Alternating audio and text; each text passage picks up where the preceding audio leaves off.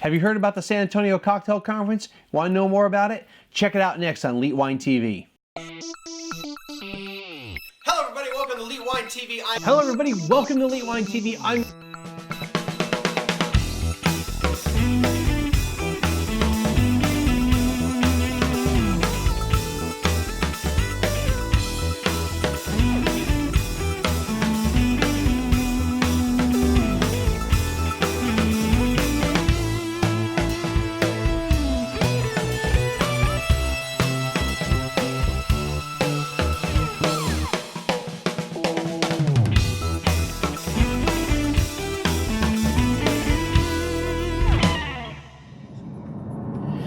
Hello everybody, welcome to Elite Wine TV. I'm your host Mark Fusco here for our special edition of the show, San Antonio Cocktail Conference 2020.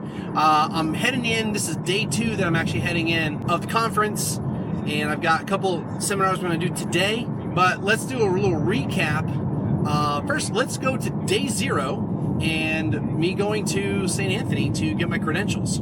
Alright, so it's Cocktail Conference, day 0? Day -1. So it's Wednesday of the week of Cocktail Conference. So I'm playing around with the wide angle from Freewell. I got this actually in time for Oregon, but I never really used it. It just allows me not to have to like hold the Osmo Pocket from far away. I mean, I could hold out with there so you can really see. So that's with the wide angle right there. So a little nice little walk to St. Anthony. That's the host hotel this year. Well, it's every year, or at least has been for the past, I don't know, like 7-8 years, 6. I mean, this will be my 6th cocktail conference. Then we'll do some seminars. I'm only planning to do like maybe 1 a day. There's 2 on Friday I might go to. There's 1 for sure, but there's another one like in the morning. I may or may not go to that one, just because it may not be relevant to my studies.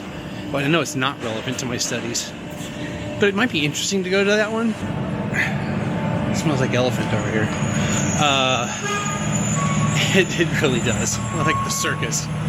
Whew. Welcome to the downtown of any city, not just here, not just San Antonio. From my room, I have the view from the room. Pop in a hotel real quick. Get my credentials. How you doing? Thank you. All right. Usually they're like right up these stairs, but I'm not sure where their central location is.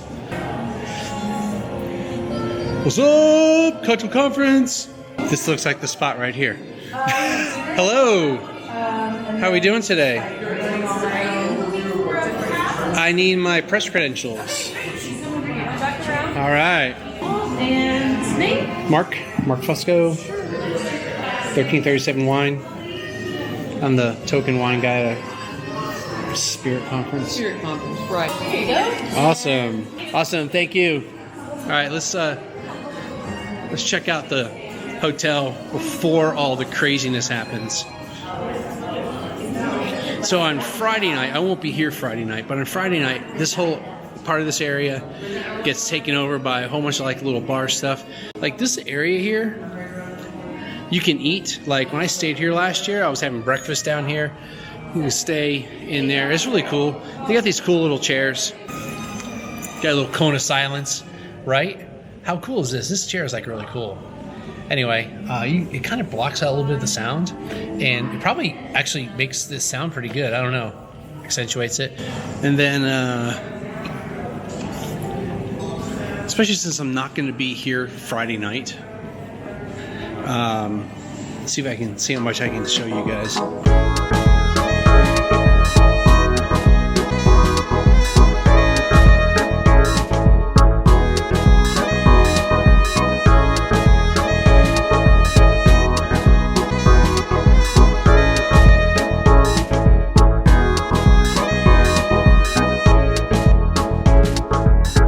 Let's head back to the car.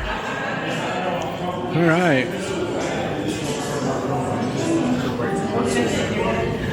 Thank you. Appreciate it.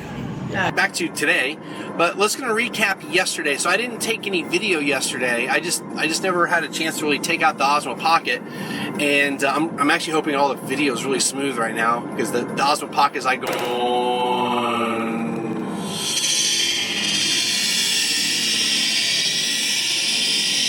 right, back to yesterday. So I went to one seminar. That's how I started the day. I didn't do anything in the morning as far as the cocktail conference is concerned. And I went to a seminar called Kingdom Fungi. It was presented by Maggie Campbell, who is the president and master distiller, or head distiller, is what her title card said, for Privateer Rum. And super, super interesting seminar. And got kind of geeky, not super, super technical, but definitely went into the more technical side of things. We tasted 4 different spirits. One of them was hers, and it was talking about some of the differences in fermentation and then how that translates into distillation.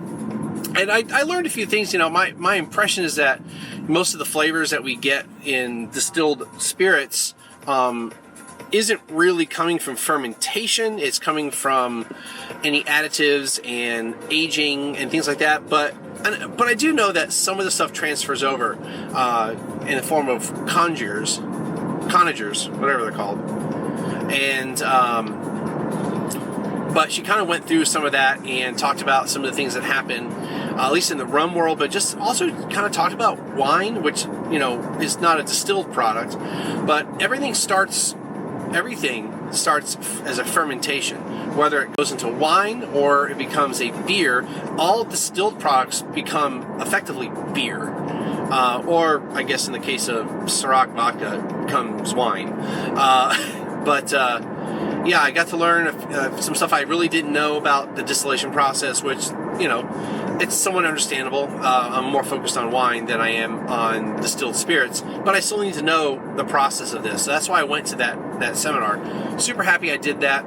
After the seminar, I ran into some friends, and we hung out, hit a couple of the little bar areas in the St. Anthony for like happy hour stuff. I had like one cocktail in the Haunt bar, and that was a I don't remember all the ingredients on it, but it had Saint Germain, which is elderflower liqueur, and you know, I really enjoyed that, and it was a really cool drink. And then I had this Scotch, and it's called the Peat Monster. And if I remember the story correctly, the gentleman who made it was a distiller at Johnny Walker, and I guess he wanted to experiment with peaty or smoky scotches, and that's not what Johnny Walker's style is. So they kept saying, don't play with it, just make the blend. And I guess he had to branch out on his own. And this was almost a clear Scotch. It was very pale, like literally it's almost like I thought I got water. But super peaty. I really enjoyed it. I felt it's in the vein of Lafroig, but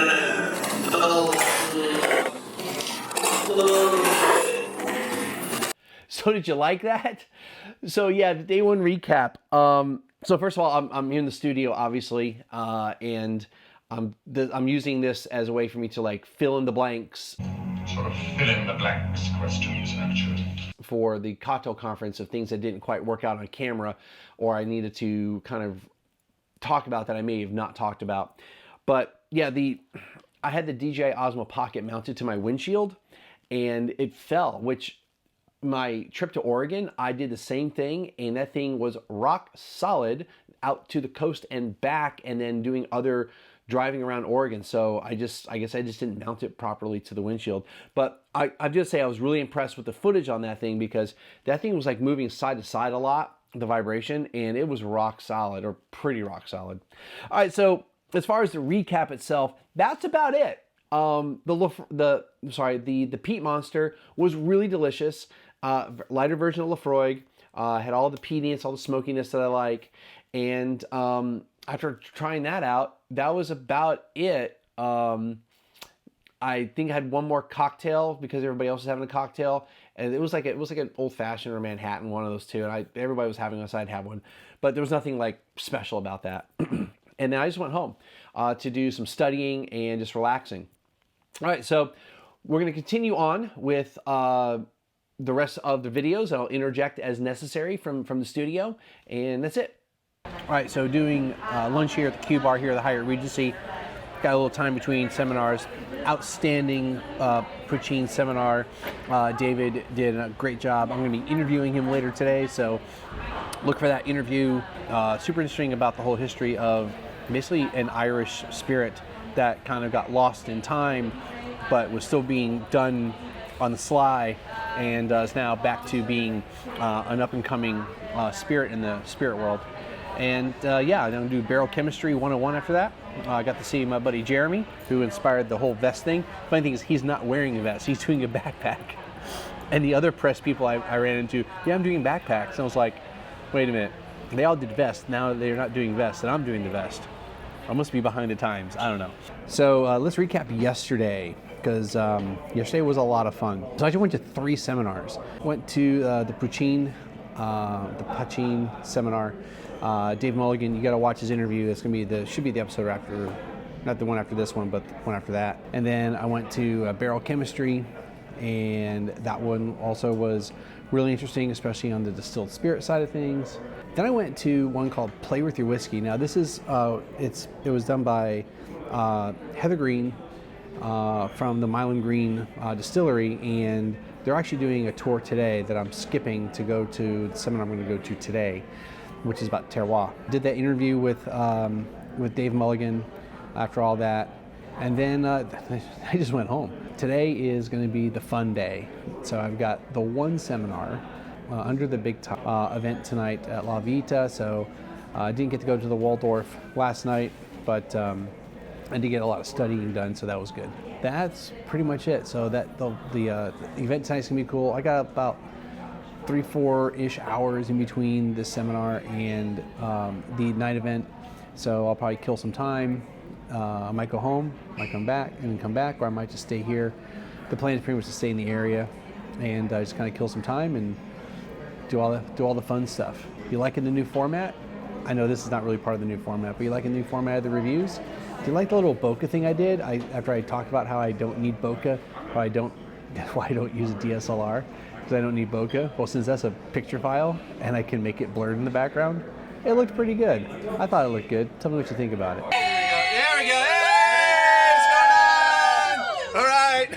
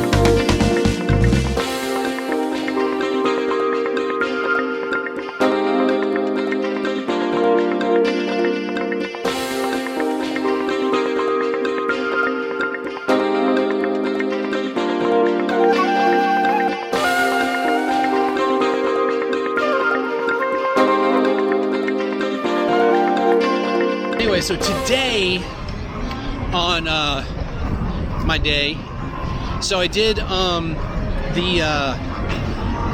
is there terroir in your cocktail, and it was a good seminar, but I'll be honest, and I told one of the guys that was doing the presentation that I was kind of hoping for a little bit more with talking about the raw materials and the terroir with that. I did see somebody at the tasting booths or tasting suites, whatever, which was mostly downstairs. She was at that seminar too, and she reps a different brand of rum. And so I talked with her about some rum stuff, and she said they had some, like, you know, single cane rums. I didn't try those. I just tried one because I wasn't trying to like do a whole bunch at the tasting suite. So there wasn't a lot of time. I just want to like walk through and get all that B-roll that maybe I'm showing right now. And so that was a good rum too. But I mean, for a seminar, I mean, it was a good seminar. It just wasn't what I was expecting for something on terroir with cocktails. But that's okay.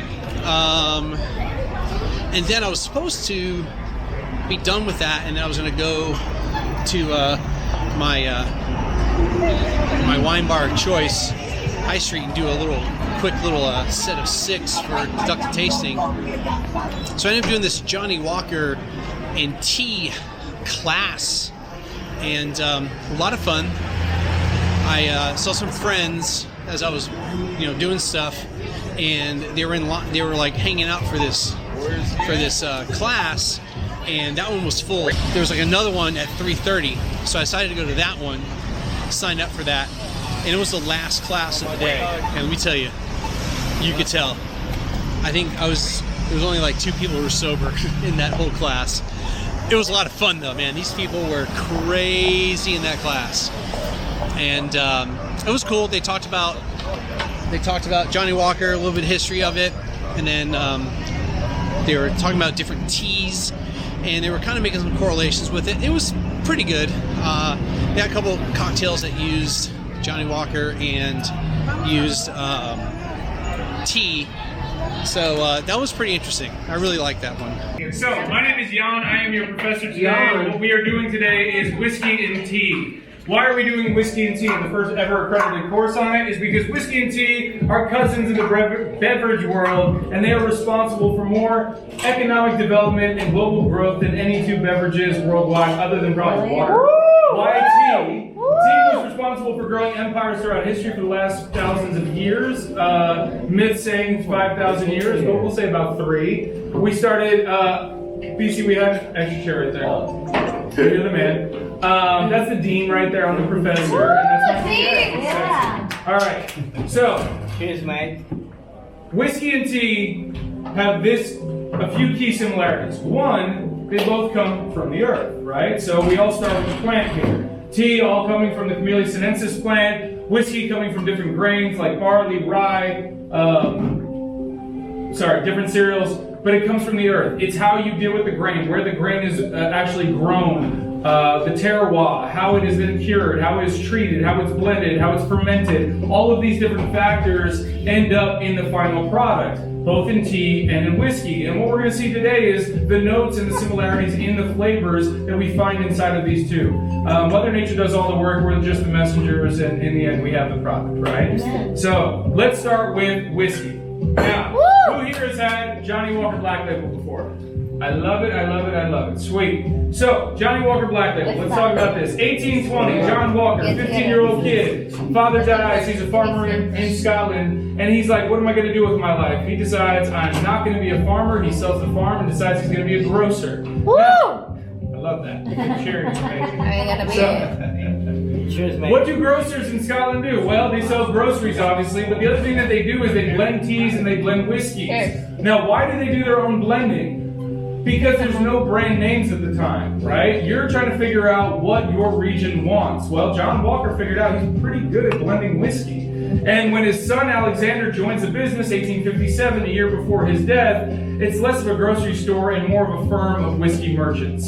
So they start growing. Alexander has some visions of his own. First of all, he doesn't want the bottles to break anymore, so he decides to design a square bottle. And that's what we have here today. And the other thing he wants to do is put some more information on the label. So he designs this 24-degree label, puts it on the front of the bottle, and because he also wants it to stick out. When you're making your decision on which whiskey you want, you always know that this is a Johnny Walker label because of that angle, right? The grandsons of John Walker do it one better. They make it simpler to order because the customers already made that simplicity. Hi, welcome. Oh, it's Victoria. She's awesome. All right, so the customers were ordering by the color of the label. So at the time there was white label, red label, black label, and they decided, let's just rename these. So in 1909 they renamed them. At that point they were being distributed in 120 countries. In many ways, John Walker, his son, his grandsons, they were the visionaries behind the global trade of whiskey. They were the ones that began it. Inside of China in 780 by Lu Yu, who was a respected author and expert on tea. This is during China's golden age, right?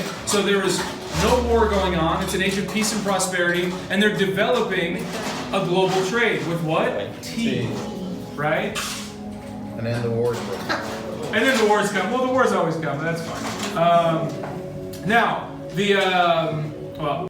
So that's going to wrap it up for the San Antonio Cocktail Conference 2020. I hope you liked the episode. I hope you liked kind of the different editing or different style for this particular episode. I hope you like the style that's been going on with the episodes this year. It has been dramatic, but I hope you liked it.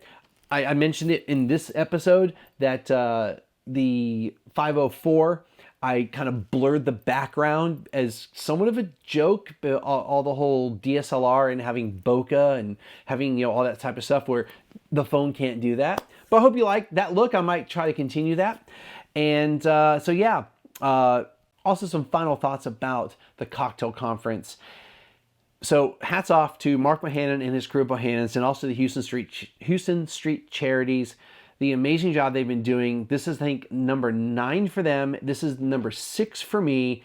And every year they gets better. And as a person that volunteers at the Texas Sommelier Conference, and I've done that now for 5 years as a som. I mean, I've done that for 5 years as a volunteer. And it's all at one property. The fact that they're doing it with multiple properties and having to coordinate all that, I don't know how they're doing it without like losing their mind, because there's only like a couple people that actually run the Houston Street Charities and do the cocktail conference stuff. They have a team of volunteers that come from all over the world, literally all over the world. And there was a lot of people local too. And this tells you how important this particular conference is to the industry. And I'm just like so like proud of the fact that San Antonio is getting something. They're not going to Houston or Dallas or Austin. I know there's a thing this summer called Tales in New Orleans is like the largest, like I know it's like the largest cocktail conference, whatever, out there. But San Antonio, man, we've got a legit conference, and that's pretty awesome. So hats off to you guys for pulling this off and getting those volunteers together. All the volunteers from one volunteer to another. Man, I know what you're going through. I've done it. I've done it for 5 years. So yeah, I mean, you guys are busting your asses, and I thank you so much for making it an enjoyable experience for me. All right, so that's going to do it. When you go to the website, there'll be links above on the top of the page to click for any social media stuff. In the description below, no matter how you're watching this, there'll be the relevant links to the cocktail conference. There's also going to be that PayPal link if you want to throw some ducats my way. I've got just a little over 1,190 minutes as of January 19th at this time of day before I take my advanced sommelier exam. And so if you want to throw some ducats my way to help to defray the cost of that, and then or you can buy some of the equipment I have listed below. They're all affiliate links to Amazon. So the stuff that I use to make this stuff, and we'll see everyone again next time.